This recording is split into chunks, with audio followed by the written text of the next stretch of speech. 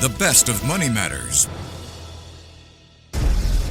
Right Business. Welcome to The Right Business, where we dive deep into the stories of trailblazers who dare to disrupt the status quo, find the gap in the market to find the right business. Hello, I'm your host, Hongbin Jeong. Now, Singapore's home services sector has long been fragmented, informal, and heavily reliant on traditional manpower. And with rising urban stress, aging demographics, and shifting family dynamics, the need for accessible, professional, and tech-enabled household support has never been more urgent. Helpling is addressing this gap by reinventing how home and caregiving services are delivered. Originally founded in Berlin, the company has expanded globally by offering on-demand, high-quality solutions that cater not just to functional needs like cleaning, but also to the emotional and social needs of the elderly. And to share more about how Helpling is leading this transformation across APAC, joining us today is James Lim, who is the CEO of Helpling APAC. Hi, James. Welcome to the show. Hi, Hongbin. Thank you so much for joining us. James, we've read that Helpling is disrupting the home services sector here in Singapore, especially by focusing on addressing the unique needs of the silver economy. What gap did you identify in the market that led, you to have Helpling's solution come here into the APAC region? Well, I think firstly, there was a big gap in terms of quality, right, back then. We were in a market where, it was dominated by freelancers and also some, workers that were just moonlighting on the side. Mm-hmm. And there was just no quality enforcement. There was no quality standards. No one knew what quality meant in this sector, right? Mm-hmm. And we came in with a solution that defined quality, hotel-grade housekeeping at that. And we had this vision, right, of bringing, hotel-grade housekeeping standards to households. That was the initial, point of entry for us when we entered the market. Yeah. So now you're leading Helpling's, expansion in Singapore and the broader APAC market and made great strides in, transforming the home services industry from a traditional and non-digital space into a more tech-enabled and professional sector. Could you share more about how you approach this transformation here in Singapore? Well, at the very start of things, we were trying to define a business model that would work specifically for Singapore. Mm-hmm. We knew that the freelancer setup would not work as well in Singapore simply because it's very much a developed economy here. It's going to be very hard to find freelancers that are willing to do such jobs. And coincidentally, the government came up with this thing called the Household Services Scheme. Mm-hmm. And we then, built systems to basically enable our franchisees, which are basically our partners in this case, to leverage on this scheme to bring on board workers from Myanmar, from India, and, leveraging on our systems, right, mm-hmm. to manage them at scale. So this was something that we brought to the market, basically, just to summarize again, systems that help companies, right, franchisees in our case, to manage workers at scale and to deliver quality at scale. Yeah. Okay. So you've also mentioned how urban stress and family commitments are key drivers for the growing demand for home services. In addition to that, Singapore's aging population is a major factor driving the silver economy. How is Helpling addressing these challenges, particularly when it comes to the needs of the elderly and their growing demand for both functional and emotional support? Well, that's an interesting question because we actually launched companionship care roughly around 2 years ago. And that came from the insight that a lot of our existing clients, mainly the Gen X, so they're usually in their late 40s, in their 50s, they're starting to have caregiving needs. Mm-hmm. That's the sandwich generation for you, right? And they were requesting for caregiving services. And we thought, since we're really good at housekeeping and we are really, really good at understanding our customers and, meeting their needs, we could apply the same service design concepts mm-hmm. to caregiving. And we went into that market, looked at it from a very fresh pair of eyes, and we basically started to, embark on this journey in companionship care. And the way we approach it is, I wouldn't say unique in Singapore, but how we manage to scale it is pretty unique. And that method that we apply is called people-centered care or person-centered care, right, where we make it a point to understand who the customers are, who the clients are.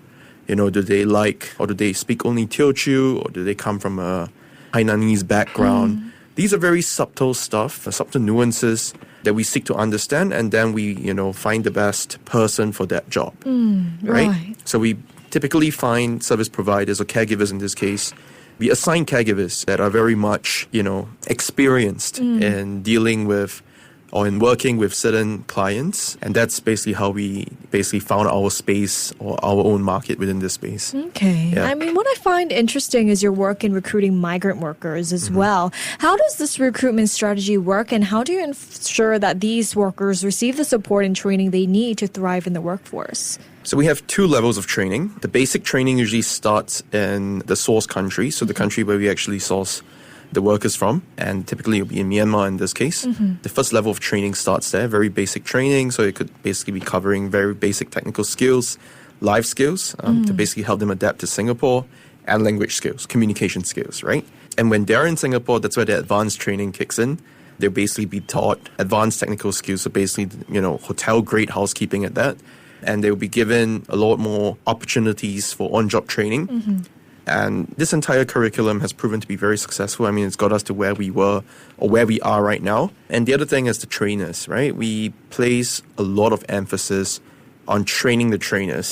So the trainers are generally, I would say the Helpling trainers are very highly sought after in the industry, simply because they are generally the cream of the crop. They are very well trained, and we make sure that they're always upskilled in whatever possible way. Very interesting. Now let's shift gears to your service offerings here, James. One of Helpling's standout features is its dual focus on cleaning and companionship services. How does this combination support a more holistic approach to care? Yes. So us as a brand, right? Helpling as a brand, it's really all about caring. So we started with caring for your home, making sure that it's, always sparkling clean, it refreshes your mind when you step into your house. That was the main focus for us at the very start. And behind that is pretty sophisticated layers of service design, of brand, of even systems, right? Tech systems to enable that. So we have developed that capability to care. And then we decided that instead of just caring for homes, we want to, advance into caring for people, for family in this case. And that's where you see us reapplying a lot of these capabilities into companionship care.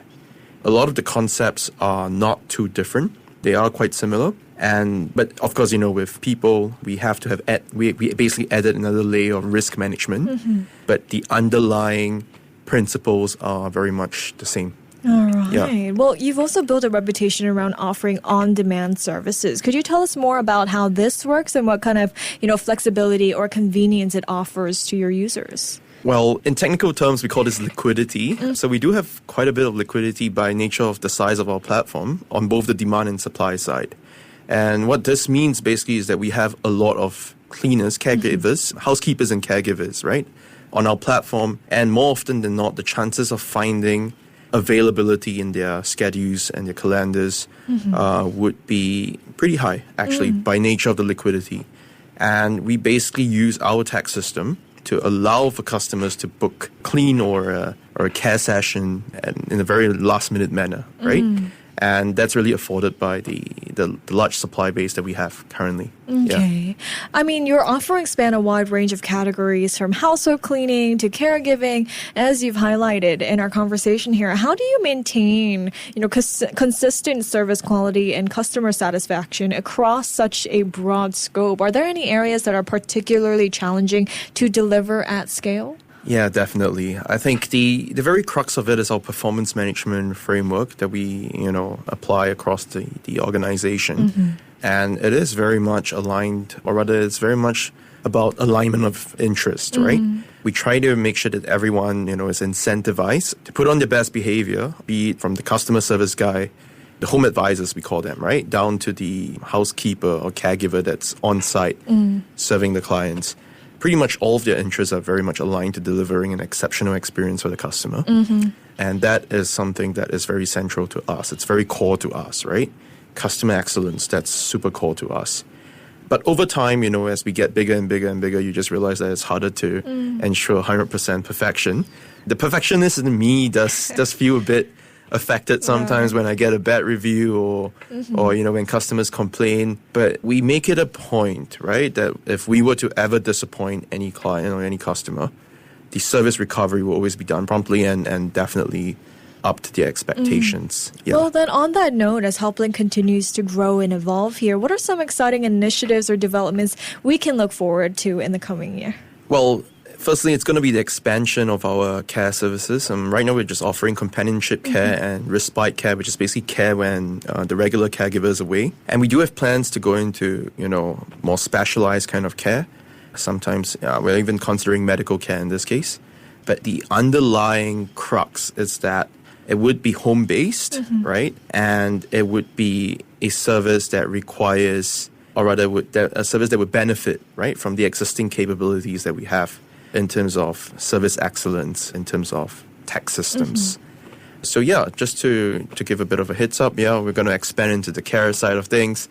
We've pretty much combed the entire, set of that full suite of like cleaning services. So not much there to do anymore. Care is really the green field for us in this case. Very exciting. Well, before we let you go here, James, what's the bigger mission that drives you and Helpling forward, especially as you continue to shape the future of home and elderly care in this region? Well, we started out with the vision of, professionalizing, blue-collar work like these, right? To basically elevate the standards and, of course, to increase the price point so that, the service providers can get a better livelihood out of this. So that has been a large part for everything we do, right? And moving forward, that would not change. It's still all about elevating experiences and improving the income opportunities of our service providers. That's something that we as an organization really believe in.